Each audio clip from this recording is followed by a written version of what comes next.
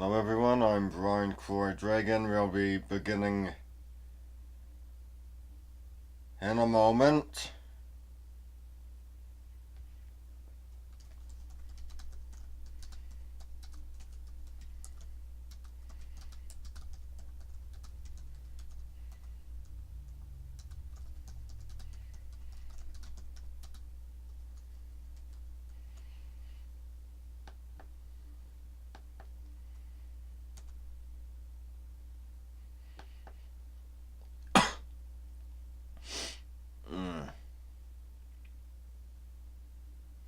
I just recently recovered from a cold, so give me a moment.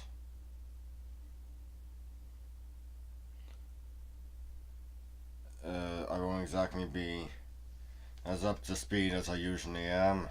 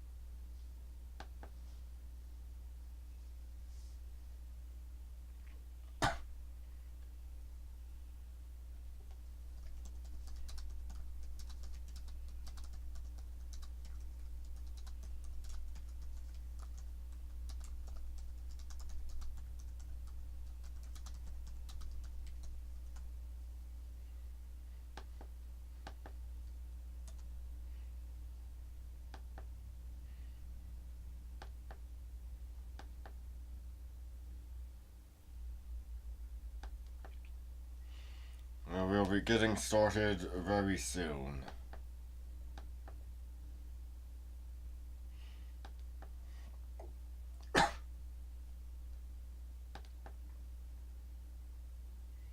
Very soon.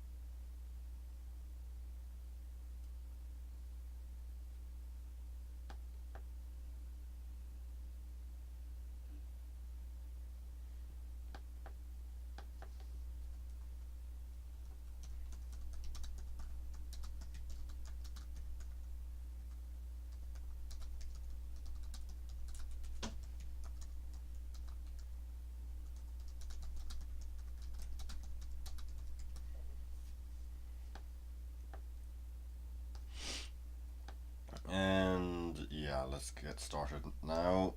There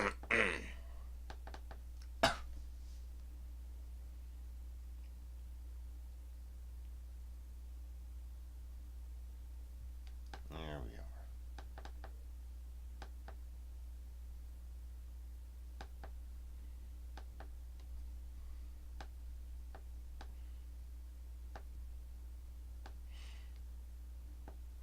A trip to the baths. The public baths were among the greatest gifts that emperors gave the Roman Empire. The public baths were among the greatest gifts that emperors gave the Roman people. Even the lower classes enjoyed visiting the baths to get away from their crowded, lonely apartments. The baths were an important place to do business and make political deals. To show off their wealth and power, emperors like Caracalla built magnificent baths that could accommodate more than 1,000 people. All over the empire, the baths brought Roman culture and the comforts of home to soldiers and settlers.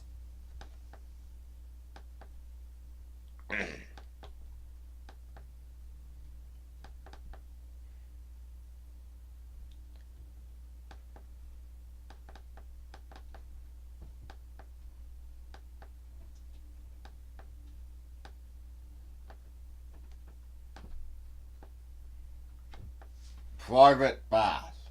In cities like Pompeii, wealthy Romans showed off by adding lavish baths to their homes. Colorful mosaics, wall paintings, and statues show how fancy some baths once were. Upper-class citizens must have enjoyed getting away from the crowded, noisy public baths, where people sang, wrestled, and argued. And at home, they didn't need to worry about having their stolas stolen. A long soak. Even the fanciest private baths in Pompeii seemed like tiny tubs compared to the baths emperors built in their palaces and villas. The baths at Hadrian's country estate covered almost 10,000 square meters.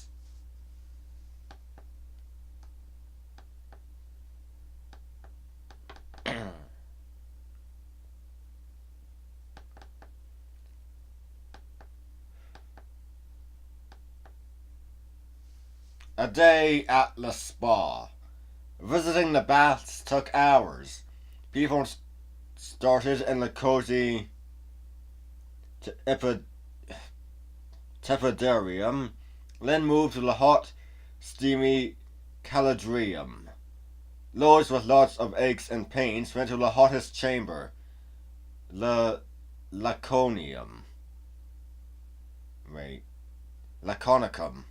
There we go. Those with lots of aches and pains went to the hottest chamber, the laconium.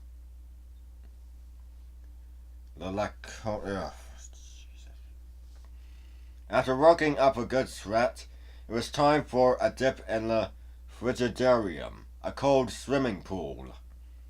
Visitors could also exercise in a grassy yard, read scrolls at a library, or have a snack. Those with enough money could get a haircut, a beauty treatment, or even a massage.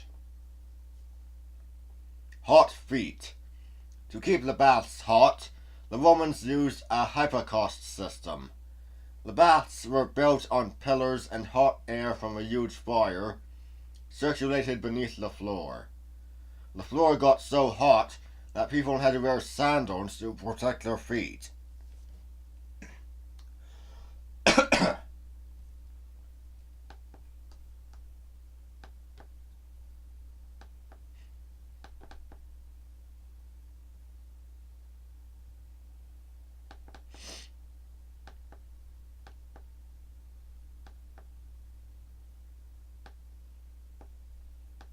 Games and gambling.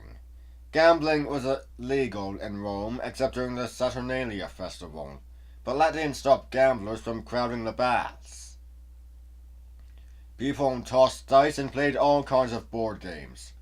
Perhaps they weren't too worried about getting caught, because emperors like Claudius loved to gamble themselves. He even wrote a book about gambling. A British bath. This Roman bath in Bath, England is still a popular tourist attraction. Even though it no longer works, It's among the best preserved examples of ancient Roman baths.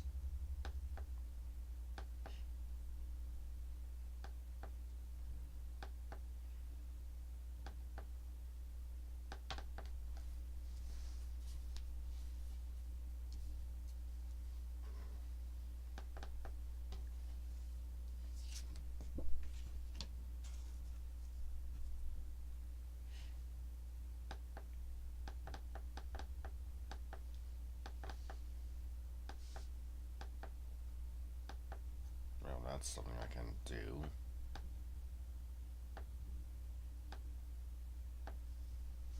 Battle and defense. Rome's legions were the best equipped and most disciplined army in the world. But a battle in the days of swords and spears didn't stay neat and organized for long. Soldiers had to get close enough to stab and slash their opponents. Slipping in mud and blood, exhausted from swinging heavy weapons, even Rome's well-protected troops suffered terrible casualties.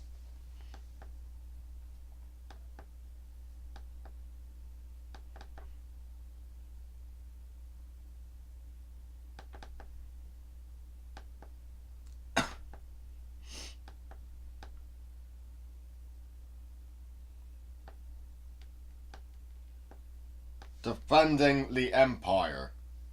Territory, tribute, and taxes. The Roman army won each in turn for the empire. First it conquered new land, and then it made the defeated people pay taxes to the empire. People in the provinces even had to pay Rome for the soldiers that guarded them. Sometimes the barbarians welcomed the peace that Rome enforced and even became citizens themselves. But others pressed against the legion's defensive lines, endlessly searching for a crack to pour through and avenge their defeat. Defense budget. For many years, citizens living in Italy didn't have to pay taxes. The empire's vast wealth came from the provinces. Each governor used the local legion to make sure that taxes flowed back to Rome, often after keeping a tidy sum for himself.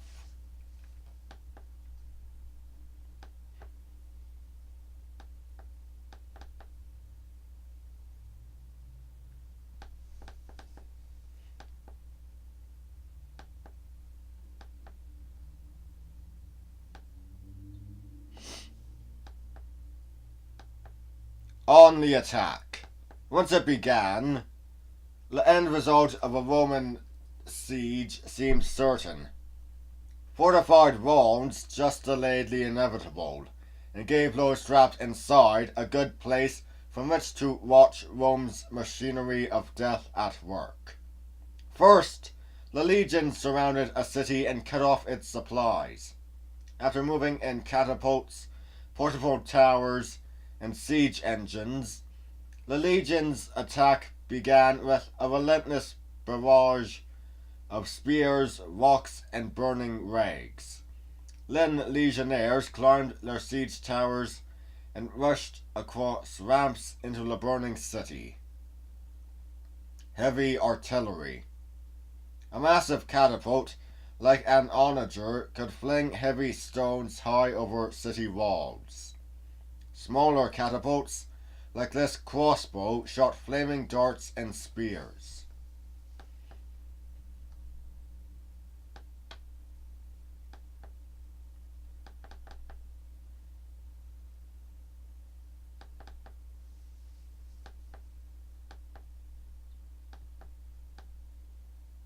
The Great Wall. Hadrian's Wall was both a barrier and a warning to those who doubted Rome's resolve. On the orders of Emperor Hadrian, legionnaires built the wall in only 7 years. It ran for 117 kilometers, with forts and watchtowers all along its path. Ditches and fortifications trapped anyone who dared approach the wall itself, and thousands of extra troops raided and thousands of extra troops watched for and ready to repel those foolish enough to attack. History in stone. Today, Hadrian's Wall is one of the best sources of information about how Roman soldiers lived and fought. Artifacts, gravestones, even commanders' orders are still being discovered in the ruined forts along the length of the wall.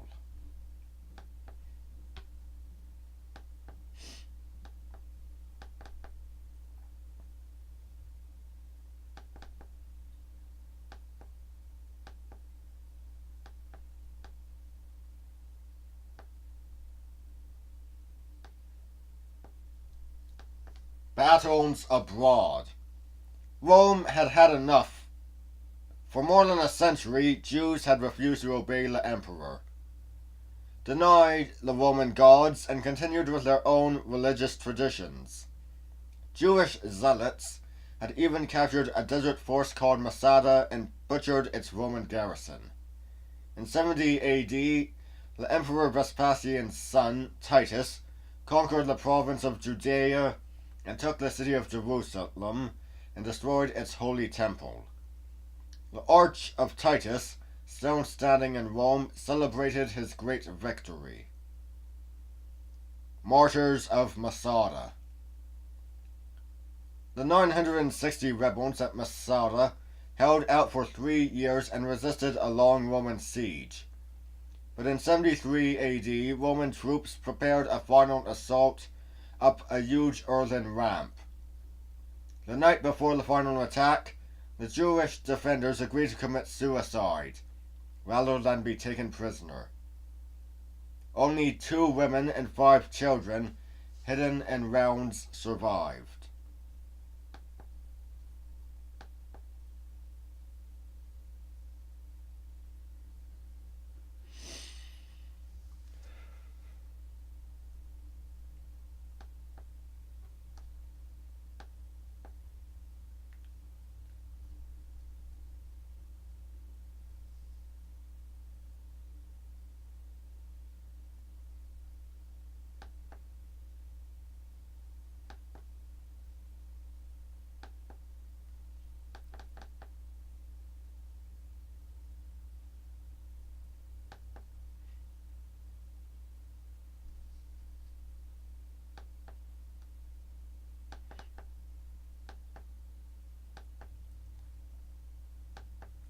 War at sea.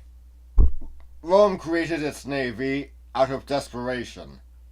Faced with the naval might of Carthage, Rome used an abandoned Carthaginian ship as a model and quickly built a fleet of 160 vessels.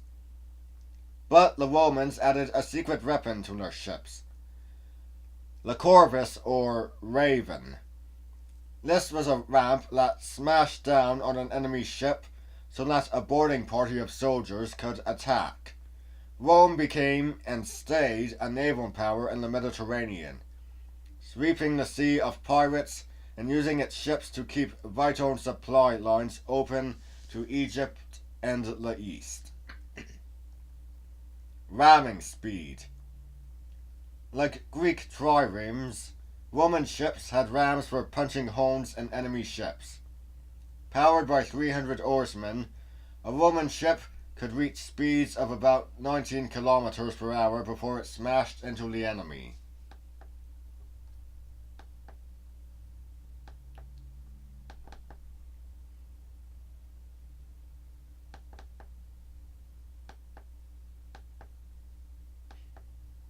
Victory over Carthage. Rome's military glory came long before the empire marched its troops across the Mediterranean world. For more than 100 years, Rome's army fought the Punic Wars with its arch-enemy Carthage. The brilliant and daring general Hannibal marched his army and war elephants across the Alps in 218 BC and terrorized all of Italy. But even after holding out for 16 years, the Roman people would not surrender. Then a new Roman general named Scipio risked everything by attacking Carthage itself. He forced Hannibal to leave Italy and defend Carthage and fall into a trap. Cut off and crushed. Rome doomed Carthage by building a mighty navy and cutting off its enemy's supplies. The Romans finally captured the city in 146 BC and burned it to the ground. They even dumped salt on the nearby fields to make sure that crops would never grow there again.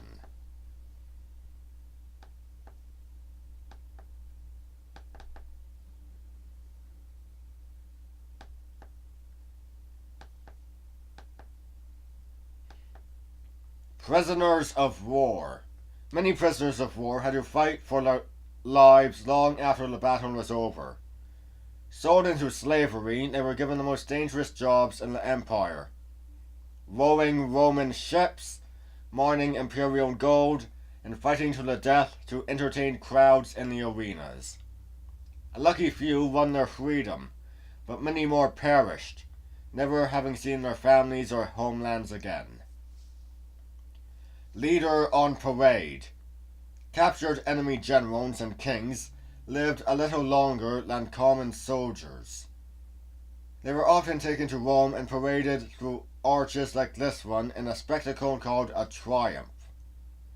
Their humiliation finally ended with death by slow strangulation.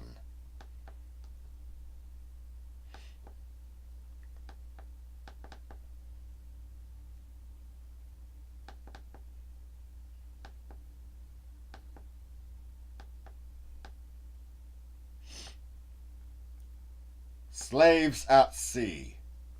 The life of a Roman galley slave was hard and often short. Oarsmen lived in the hold of the ship and were whipped when the captain demanded more speed. But in spite of their terrible treatment, galley slaves worked hard for their Roman masters. They were chained to their benches, knowing that if their ship was rammed, they would be the first to die.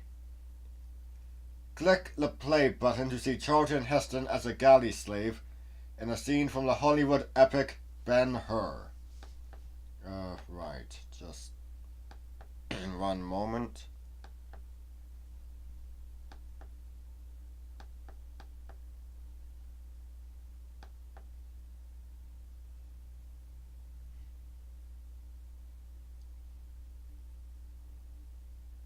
I don't know which clip this is. There's two from Ben-Hur.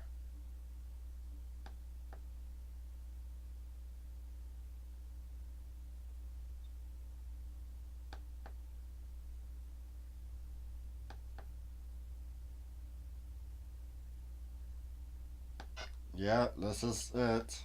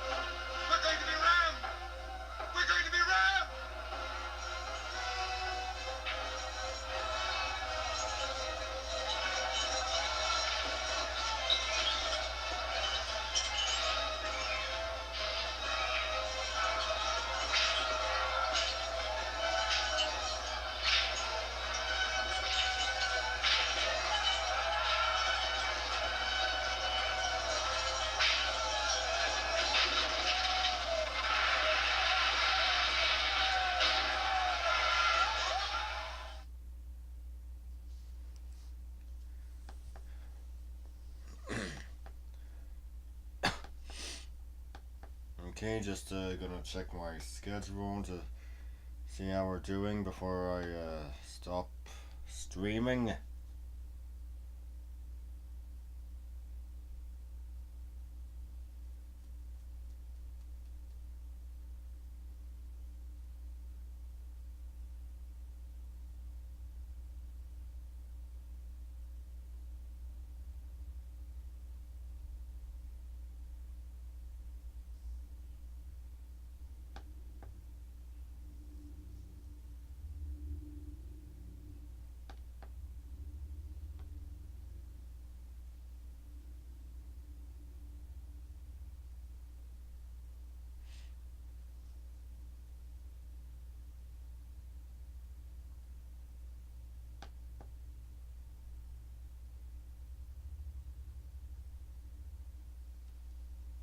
Give me a moment.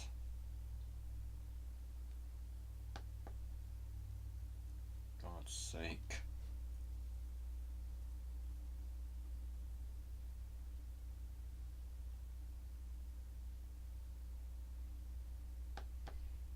Okay, I guess we can continue for a bit.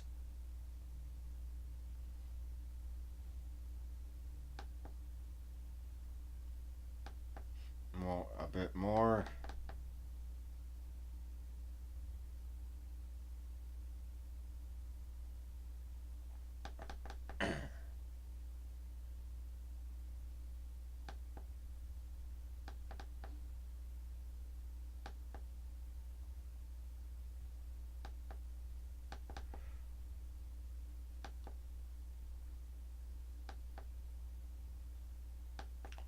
Hell.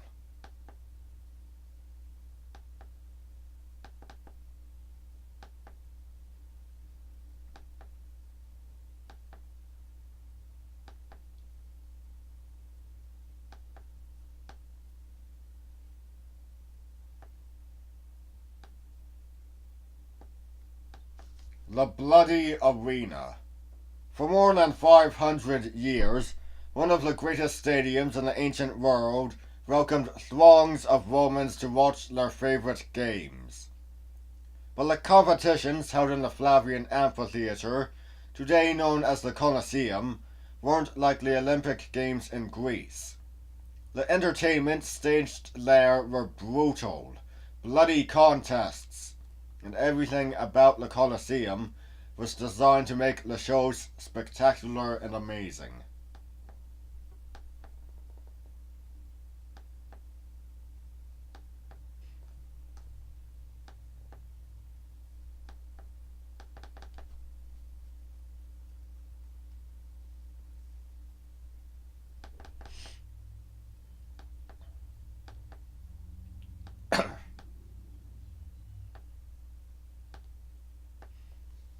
A Place to Die. The games, staged by Titus to open the Colosseum in 80 AD, lasted 100 days and more than 9,000 animals were slaughtered. And that doesn't count the gladiators who died. Over the centuries, emperors and leading citizens staged ever more elaborate and expensive shows to keep Rome's citizens happy. To the delight of the crowds, men slaughtered animals, ravenous beasts stalked defenseless people, and teams of gladiators hacked and stabbed one another to death. Nice and tardy. The word arena comes from harina, the Latin word for sand. The Romans imported special fine sand from Egypt to cover the Colosseum floor, because it absorbed blood much better than the sand from nearby beaches.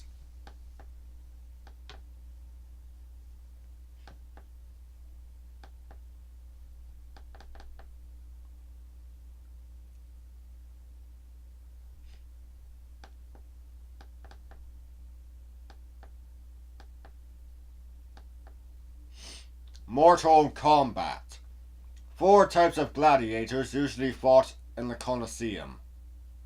A nimble retiarius, armed with a net and 3-pronged spear called a trident, often battled a slow, but more heavily armed and better protected Murmello or Samnite.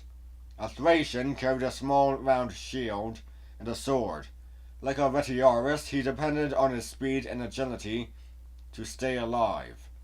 Everyone had their favorite type of gladiator, and some fighters became very famous.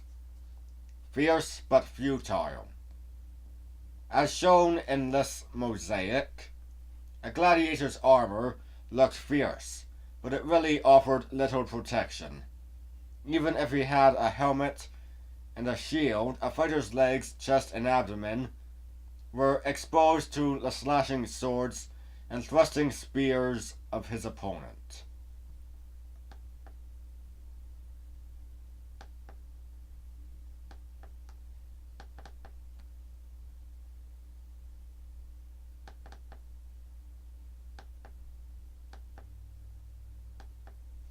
Religious sacrifice.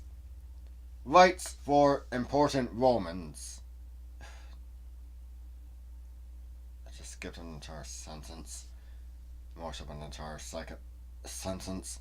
Gladiator fights probably began in ancient times as part of funeral rites for important Romans. The first contests were only three pairs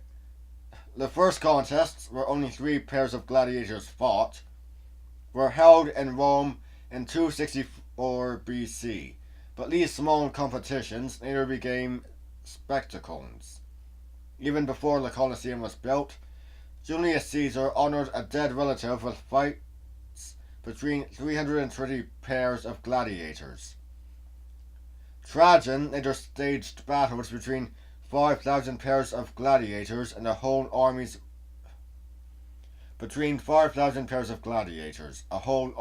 worth of warriors. That's entertainment. By the time of the Colosseum in the 1st century AD, gladiator fights had become a savage spectacle sport, and a handy and popular way to execute criminals and traitors.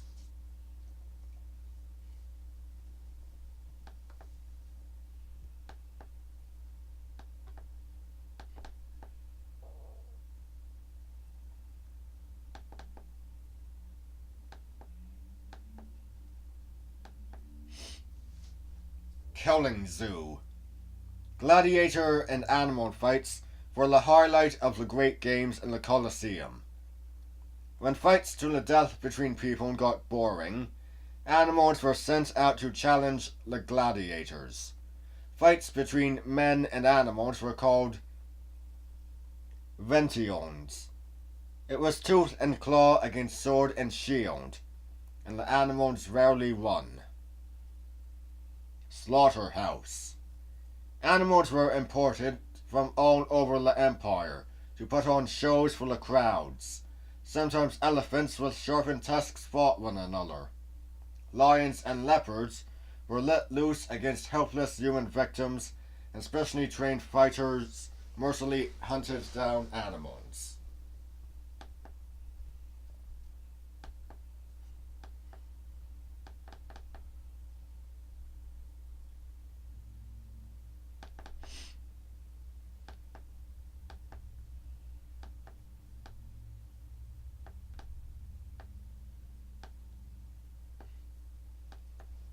Water fights. The Colosseum was truly a multi-purpose stadium. It could even be flooded so that gladiators could fight on ships. Thousands of combatants dyed the water red with their blood in huge imitation naval battles staged to the delight and wonder of the crowds. Beastly death. During the sea battles, gladiators couldn't escape death by leaping into the water, because crocodiles sometimes swam around the ships, eager to eat those who fell overboard. Because I said crocodile, not alligator.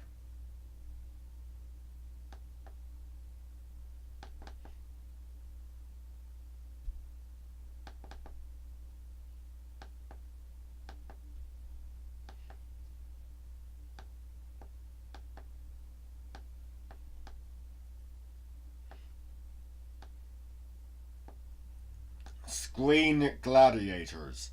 Most gladiators didn't fight because they wanted to. Usually they were slaves, criminals, or prisoners of war, toughened by brutal training and forced to enter the ring. Many didn't live to fight twice. Click the play button to see a scene from Barabbas that shows just how tough gladiator training could be.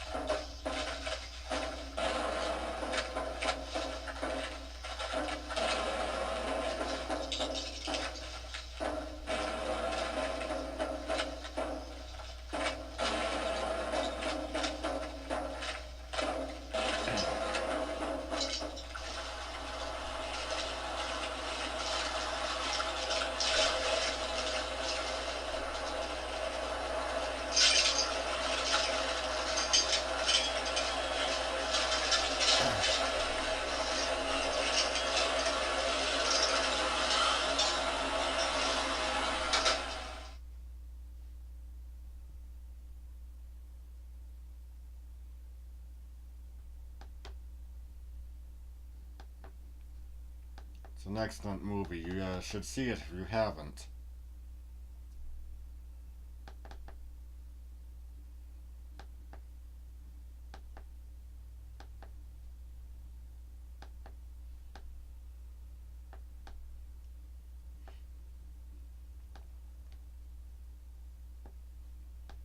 The life of a gladiator.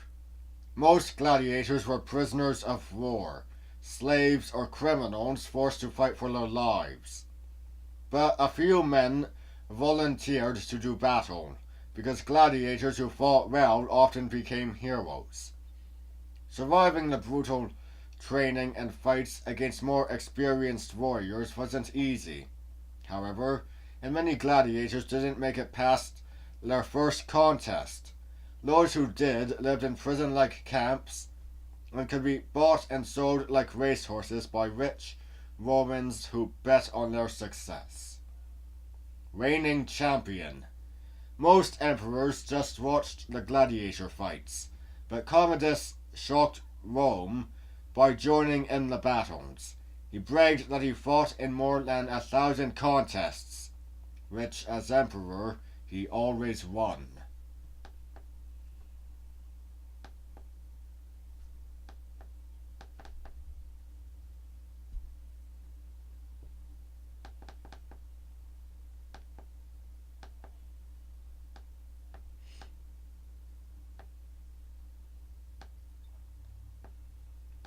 Inside the Colosseum. People in ancient Rome enjoyed a trip to the arena as much as sports fans like going to games today. They especially liked watching a good fight if it ended in a bloody death.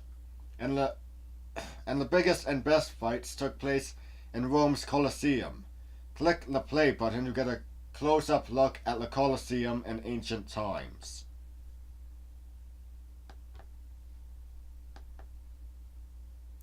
Yeah, just hold on 1 second.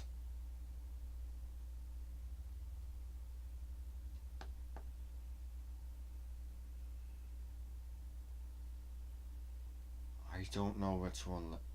Is this the right clip? Right? What? I don't think this is the right clip. No, this isn't the right clip. Yeah, hold on.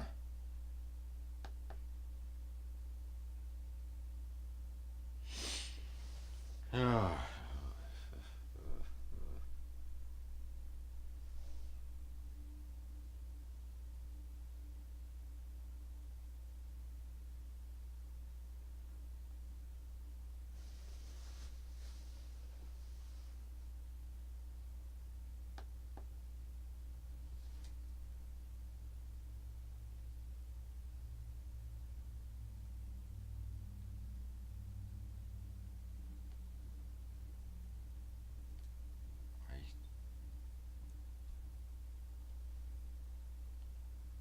No, wait, maybe it was.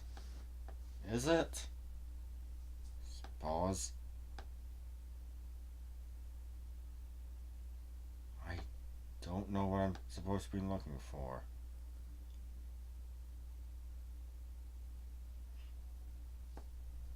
It doesn't look like anything from that picture.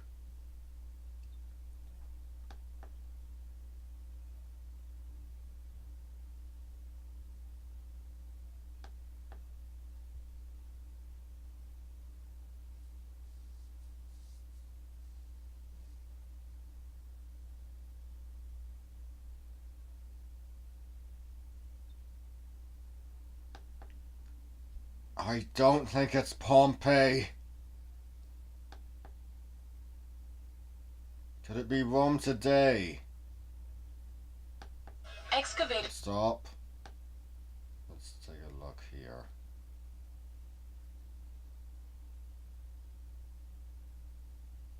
I don't know what am I supposed to be looking for?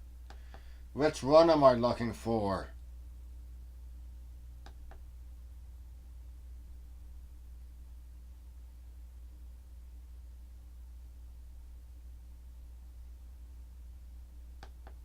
Okay, I'll give the benefit of...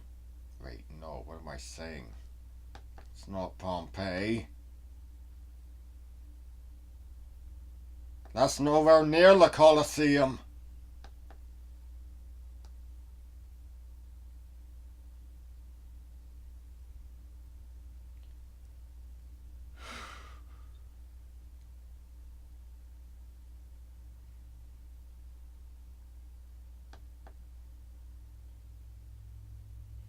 Okay, let's just say it is the one called ANC Rome.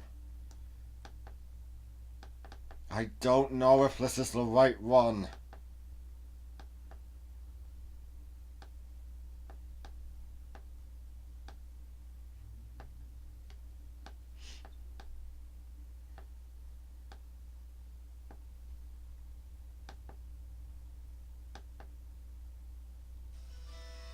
What was life like for people in the Roman Empire? The things they left behind give us a good idea. For example, do you know what ancient Romans ate? These large ovens tell us they must have baked a lot of bread. And this well-preserved meal of walnuts, bread, figs, and eggs shows us they enjoyed lots of other food. This is it. Romans liked life's finer things too. Archaeologists still find fancy gold and silver jewelry in towns from all over the ancient empire. They also surrounded themselves with art, like here in this magnificent public bath. But the most popular entertainment was at the amphitheater, where crowds watched wild animal hunts and saw gladiators fight to the death.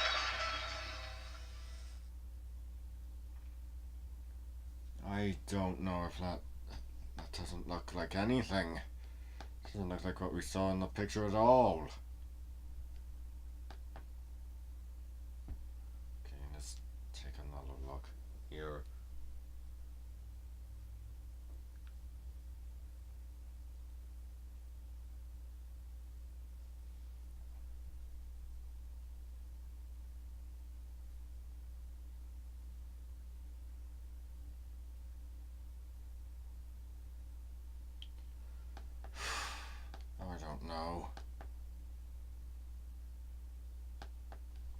I really do not know.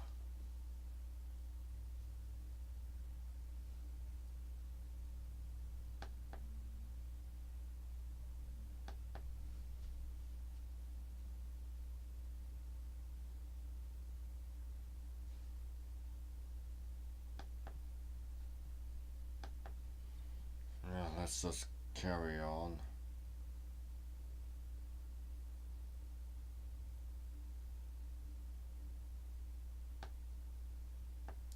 Don't even know if that is a. What is that? What is that anyway? Ugh. Might not be a clip for.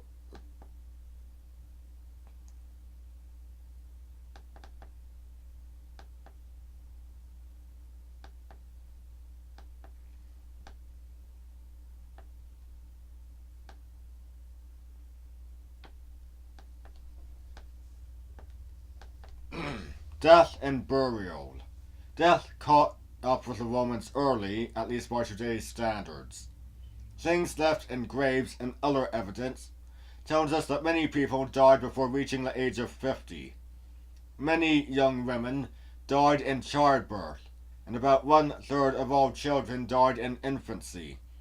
Even if people escaped childhood diseases and serious injuries by the time they reached adulthood, they had seen the face of death many times.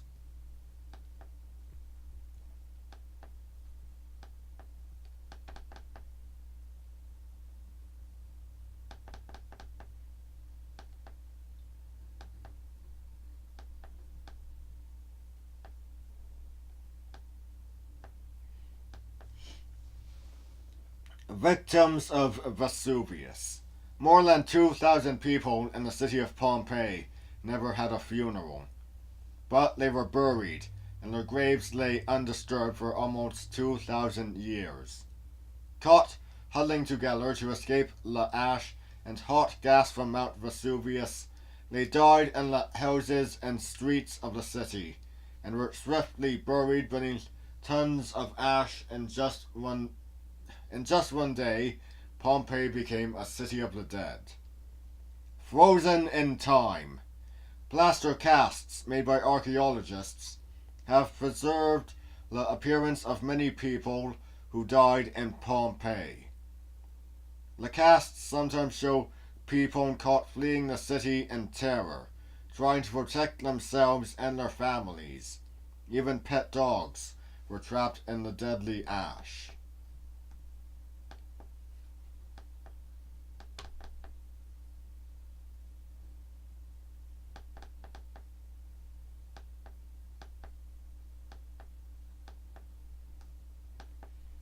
Searching for the afterlife.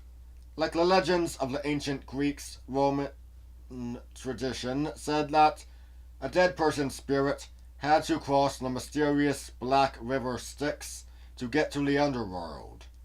The only way to reach Hades was on a boat steered by Charon, the ferryman for the dead. To pay Charon's fee and make sure the spirit could continue its journey, relatives of a dead person left a coin in the body's mouth. Short life. Many Roman children died before they reached their teens. Here a family grieves over a girl before taking her body to be cremated or buried.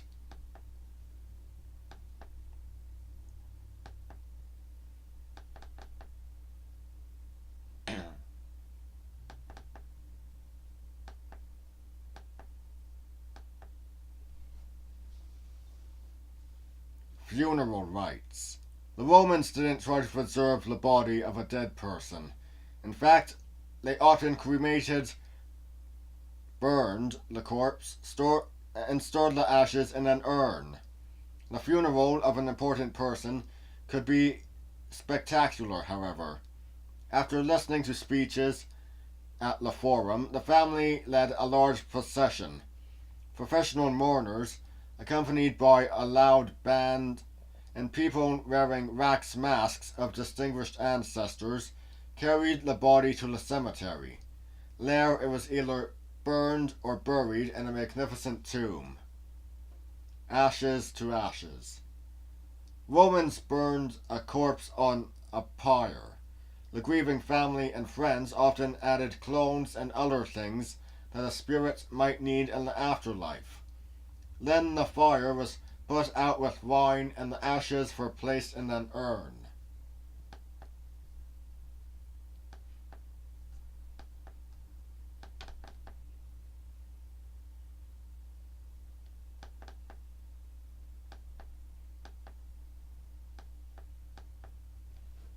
A place for the dead. The Romans may have honored their dead, but they didn't want to keep them close by. Laws required bodies to be buried outside the city walls, so wealthy Romans built tombs along busy roads leading to Rome from other cities. Some graves were simple plots in the ground, but a wealthy person was often buried in a fancy stone coffin called a sarcophagus.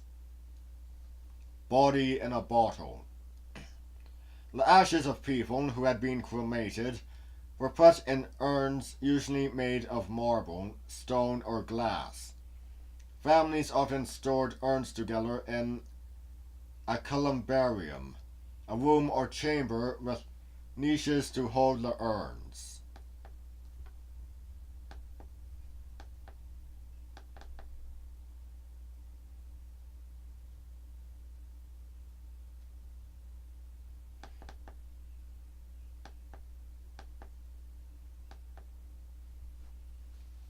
A cave of tombs. Just outside Rome, in mazes of underground passages called the catacombs, early Christians once placed thousands of bodies. They did not believe that cremation was proper, so they dug tunnels to bury their dead. The bodies lay in niches in the walls, which were sealed with stone or clay tablets. Although some early popes and saints of the Christian Church were once buried in the catacombs, many bodies were later moved to churches. Underground church. If they were all connected, the catacombs in Rome would stretch for at least 560 kilometers. The burial niches and underground chapels, often beautifully decorated with wall paintings, were used for about 400 years.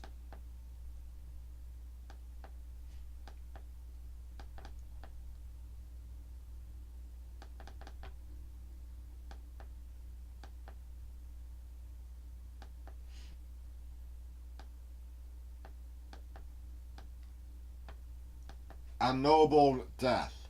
Life was dangerous for many people in ancient times, but for gladiators, death was part of their everyday job. They could meet a swift end at the hand of a skilled opponent, or lie wounded on the red arena sand, begging to be spared. For the noisy, rowdy crowds, this was entertainment at its best. Picking up the pieces. A gladiator's last exit from the arena usually wasn't in an impressive funeral. He was carted away like an animal through the Porta Libertatoria, the gate of death.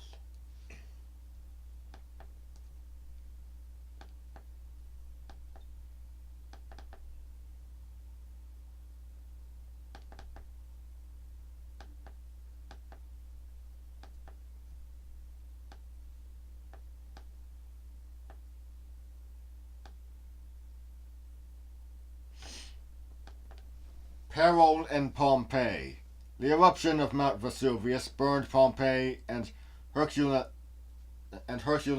beneath tons of ash and mud. For nearly 2,000 years, the towns lay undisturbed. Then archaeologists began uncovering the two ancient cities that had been frozen in time. Click the play button to see the remains of Pompeii.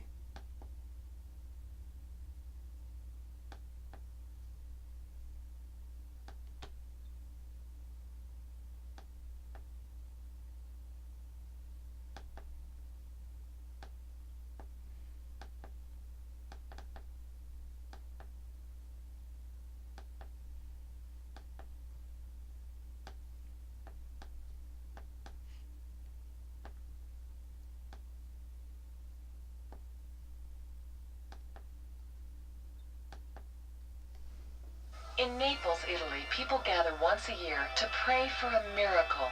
They believe that if this dried blood from their patron saint turns liquid, the volcano Mount Vesuvius will have a quiet year. The people have a reason to be afraid. Not far from their homes lie the excavated ruins of their ancestors, who died when the volcano erupted in AD 79, almost 2,000 years ago. Pompeii was just a few miles from the base of Vesuvius. Once, it was a thriving Roman city. It had bustling marketplaces, fancy baths, and many bakeries, shops, and homes. Pompeii also had one of the oldest amphitheaters in the world, where thousands of spectators watched gladiator fights. When Vesuvius erupted, the city was buried under tons of ash. Although most people escaped, many were trapped. Eventually their bodies rotted away, leaving cavities in the ash. Archaeologists later made plaster molds of the cavities that showed just what the people looked like when they died.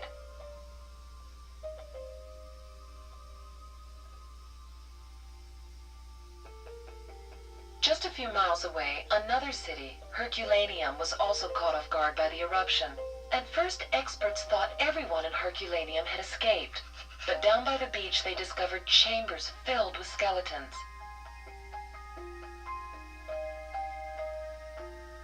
Some people had died with their whole families, others perished alone. The end must have come quite suddenly.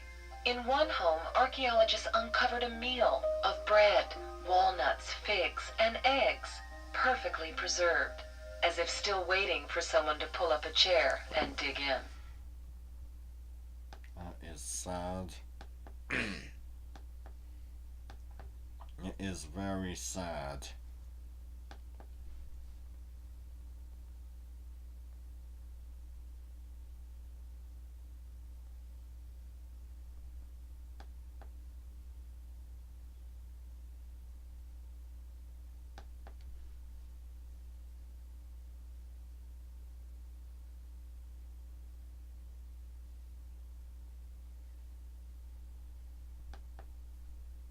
Right, carrying on.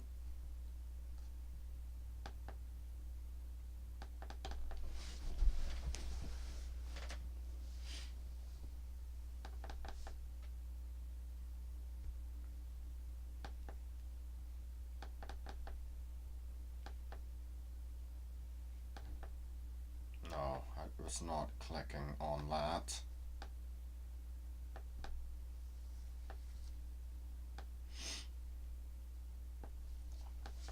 City-state to superpower.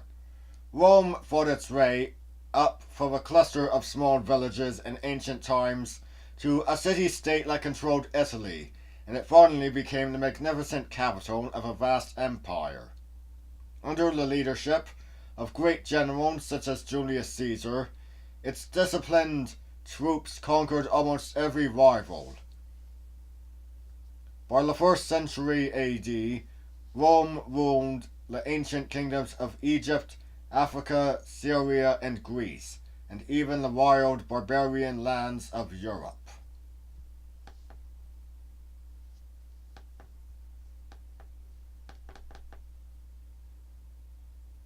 What the hell? No! What is this? What's going on? No, I didn't click on this. The hell's going on?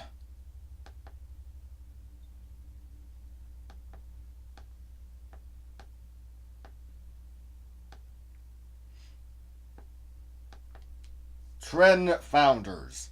Archaeologists say that Rome became a city centuries ago, when villages clustered on 7 hills beside the Tiber River gradually grew into one town. The proud citizens of Rome told a more interesting story. They believe that Rome was founded by the twin sons of Mars, Romulus and Remus. Left to die by an evil king, they were rescued and raised by a wolf.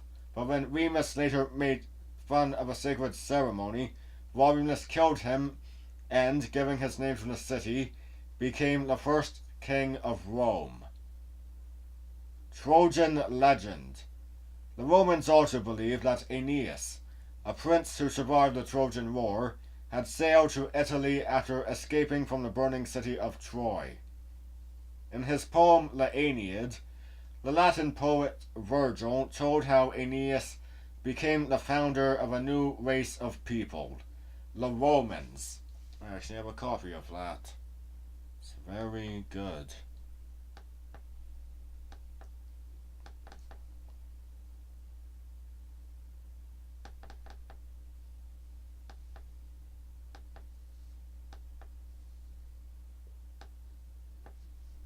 Foreign influences.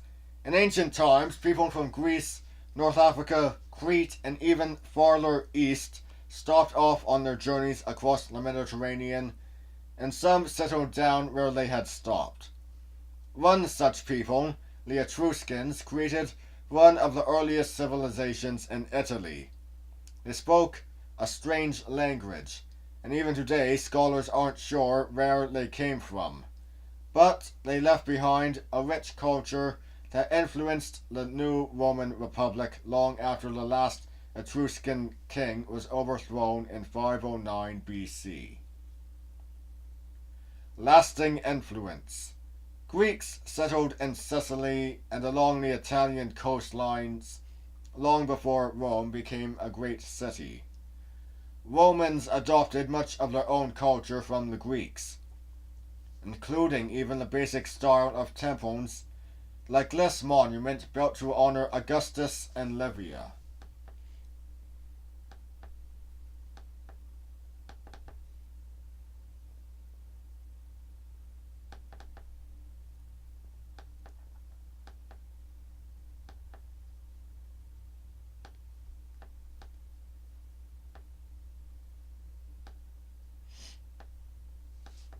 Fighting to the top. From the beginning, Rome had to fight to survive. Enemies all around the Mediterranean, especially the North African Empire of Carthage, wanted its territory and profitable trading routes.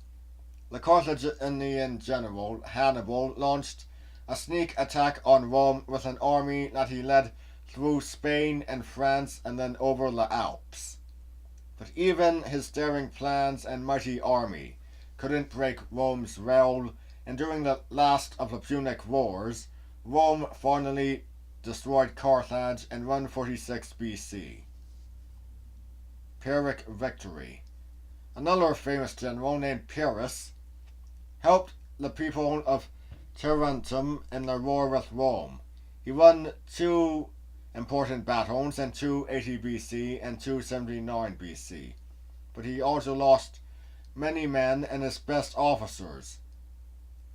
Another such victory, "And we are undone," he exclaimed.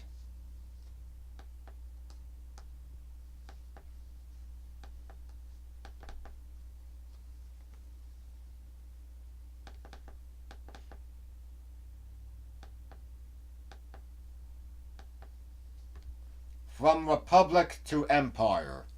Rome ruled the Mediterranean in the 1st century BC, but it was slowly losing its ability to rule itself.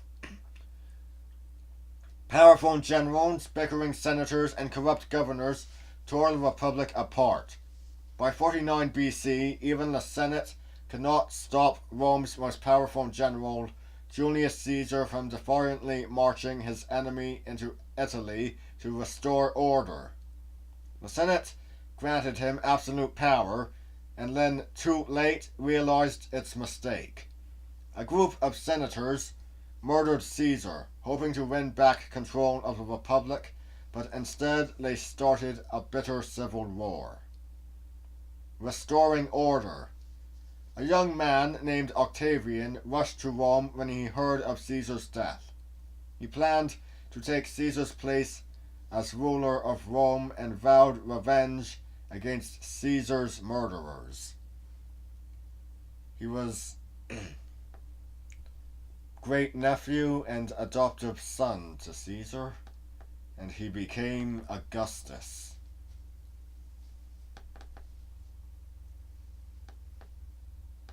The first emperor of Rome, a great hero. 3-man rule. He was patient for a young man.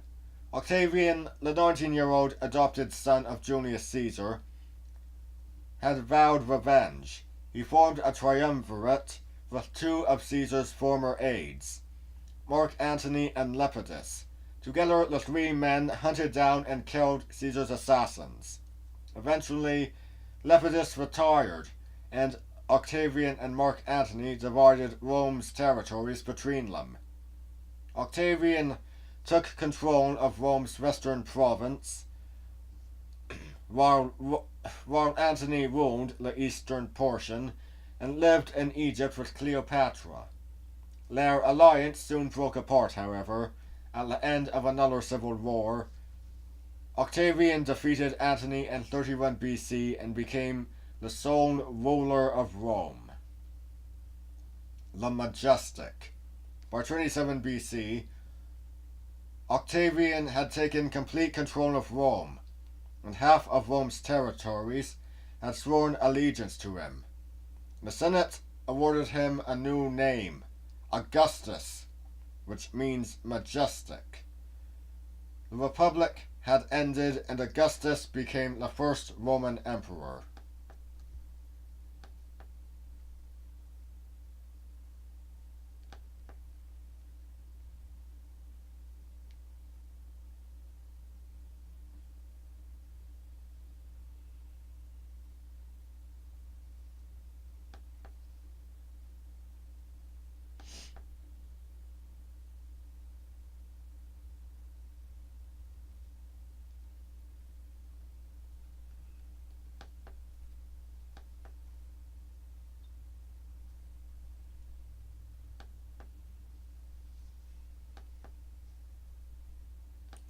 Carrying on.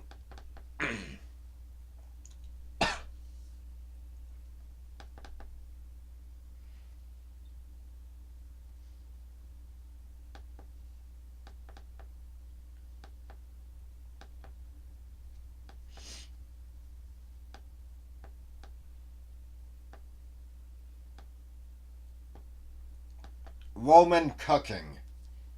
Today, the ancient Romans are often remembered for eating exotic food, but most people lived on just bread, wheat porridge, vegetables, and beans. They rarely ate meat, and fresh fish was expensive and hard to get. Some foods you might think of as Roman, especially tomatoes and pasta, didn't even exist in ancient times. Still, Roman recipes show that people used lots of spices and herbs to make their everyday meals tastier, and their bronze pots and pans, wooden spoons, and iron or bronze knives show that they liked cooked a lot like people do today. Right. Show that they cooked a lot like people do today. Now that's better.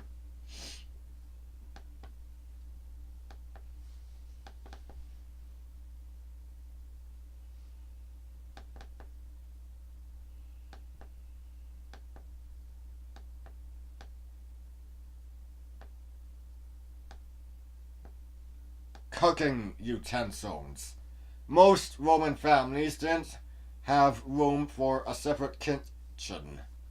They cooked simple meals in bronze or iron pots over small charcoal fires. Clay and glass jars held food and seasonings. In fact, cooking was so hard in small Roman apartments that many people took their food to the local bakery and paid a small fee to have it put in the oven there. But kitchens in the villas of wealthy Romans were well equipped with everything necessary for preparing elaborate banquets. Food to die for. Modern chefs have translated an ancient cookbook supposedly written by a Roman named Apicius. Today, anyone can follow the recipes to taste to taste what Roman food was like. Legend says Apicius loved food so much that he committed suicide when he realized that he didn't have enough money to keep eating lavishly.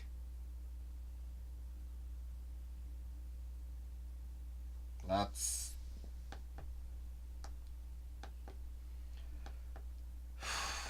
not something good.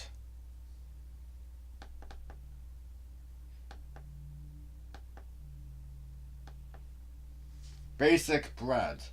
In cities like Rome, professional bakers ground grain into flour and made most of the bread for average citizens.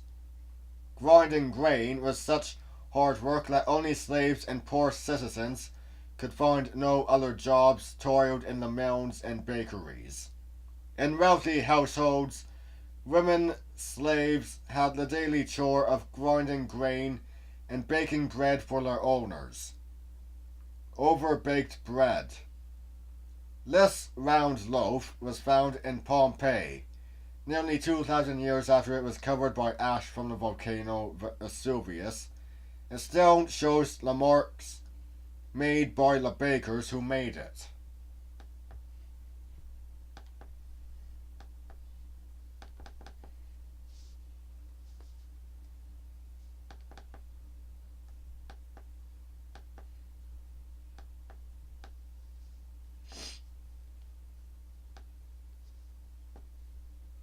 Roman wine.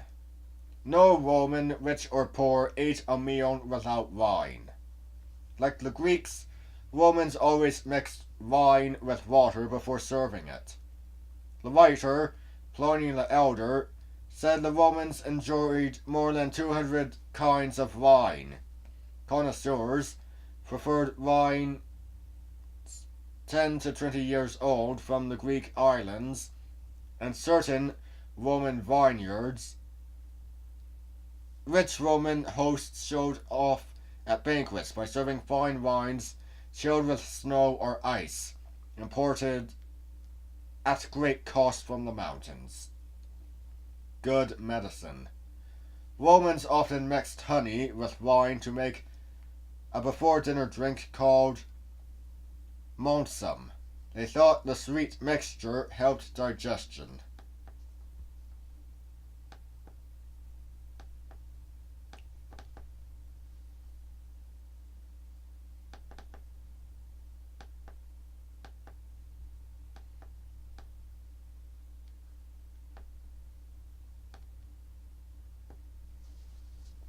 Rare recipes.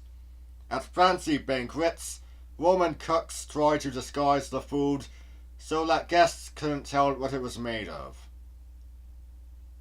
This was supposed to be a game, and hosts delighted in fooling their friends as slaves presented each new dish. No food was too exotic for the Romans. In fact, to keep impressing their guests, good hosts imported strange animals and spices from all over the empire. Songbird surprise. Birds were a favorite Roman food. One recipe from an ancient cookbook tells how to prepare songbirds with asparagus sauce and quail eggs.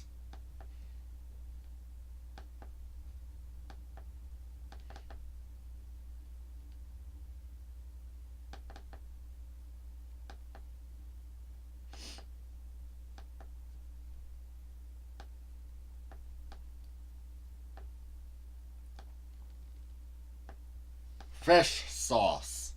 No matter what they prepared, from fish livers to birds baked inside ostrich eggs, Roman cooks made sure they had plenty of fish sauce on hand. Called garum, it was often made from anchovies and mackerel, including their intestines, mixed with salty water and lots of spices. They cooked garum by letting it rot in the sun. Today it's hard to know if Romans liked the sauce because it spiced up their food or if it just disguised the bad taste of meat and fish, which in those days didn't stay fresh long. Standard equipment. Roman soldiers carried garum with them on their military campaigns. All over the land that used to be part of the Roman Empire, archaeologists have found little glass jars for holding fish sauce.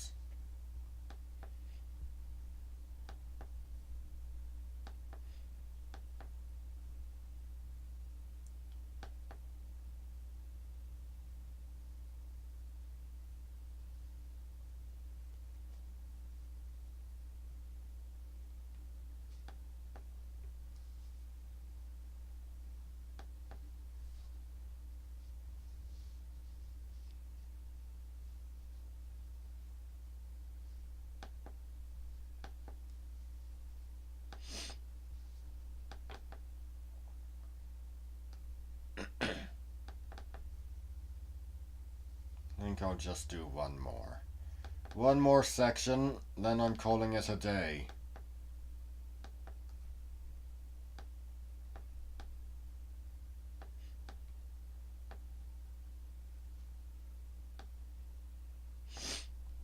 Or at least a stream. Craftsmen and technology.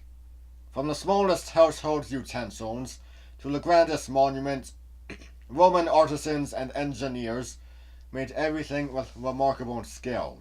They formed glass into beautiful objects that were both practical and inexpensive. Roman weapons, as deadly as any in the ancient world, displayed skills learned in every corner of the empire. Even temples and monuments based on Greek ideals took on new shapes made possible by the development of the arch, the invention of concrete, and the expertise of Rome's engineers.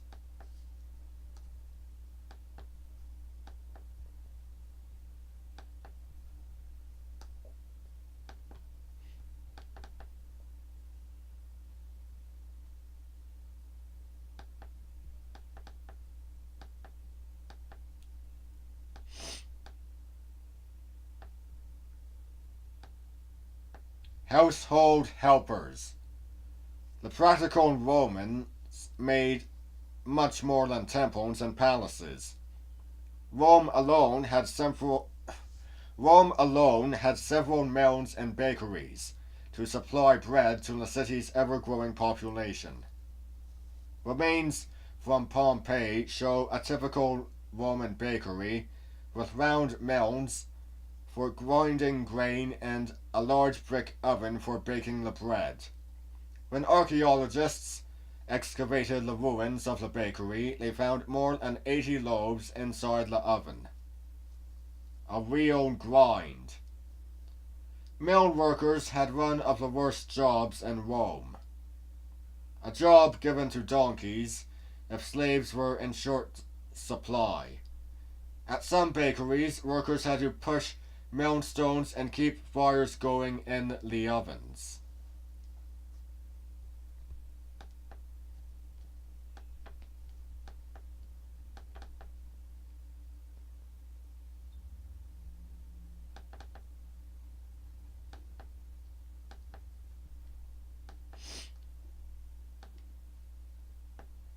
The amazing arch. The Romans perfected the arch and combined it with their own invention, concrete. Together, these improvements in ancient construction methods made it possible to build long bridges and aqueducts across wide, deep valleys. Many such marvels built by the Romans have lasted for centuries. Shapes of strength. An arch can support a lot of weight, but it's hard to build. The Romans first made a wooden frame on top of stone pillars. They then placed wedge-shaped stones on top, the last block. The keystone fit. The keystone. Jeez. The last block. The keystone fits at top center.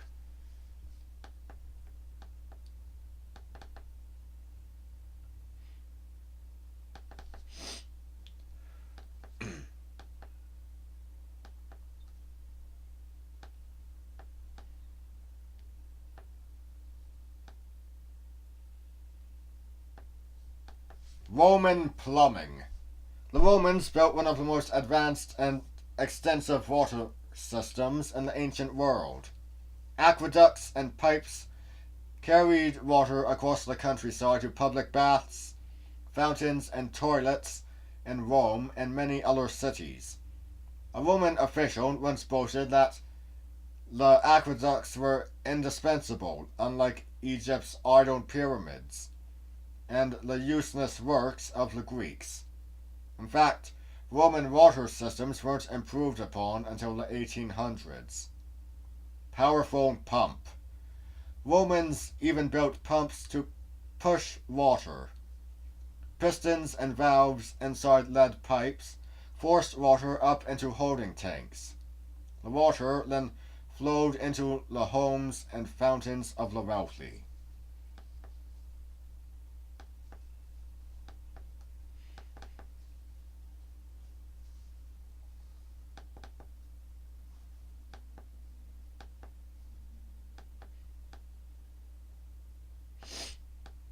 Glass work.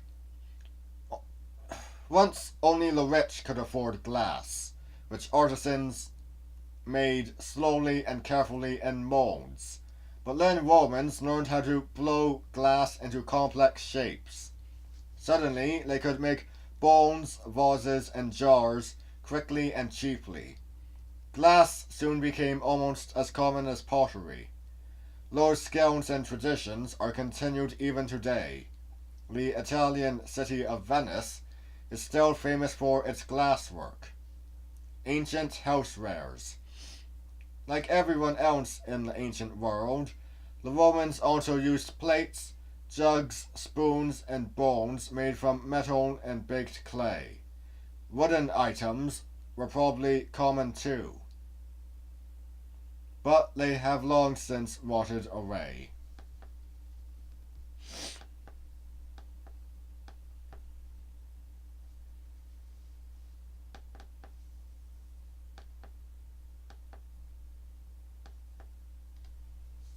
Precious metals. Rome's citizens were as finely decorated as its monuments. Armies brought back captured treasure from faraway lands. Slaves mined gold, silver, and gems, which artisans turned into exquisite jewelry. Some rings and necklaces were just for show, but many people also wore fancy amulets and magic charms to protect them from danger and to please the gods. Jewelry was often practical too. Beautiful clasps held cloaks, stolas, and fancy hairdos in place. Looking sharp. This dagger and sword look handsome, but in the trained hands of a soldier, the carefully crafted blades were as deadly as they were beautiful.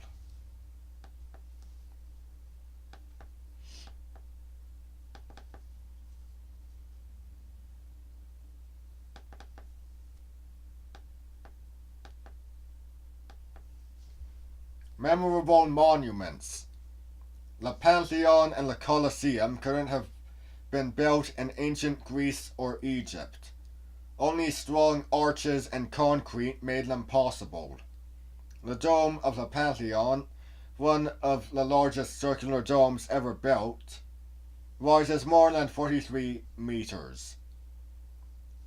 The Romans used concrete made with lightweight pumice to build the dome, and coffers on the inside further reduced the ceiling weight. A large hole in the ceiling lets in light, and drains in the floor carry away rainwater. Gigantic accomplishment. The arches on the outside of the Colosseum are just decoration. The amphitheater's real strength comes from concrete, vaults, and arches inside. It might still be intact today if support structures hadn't been taken centuries ago for other projects. And that is all for today's stream. I am Brian Croydregan signing out. I'll be back on Thursday.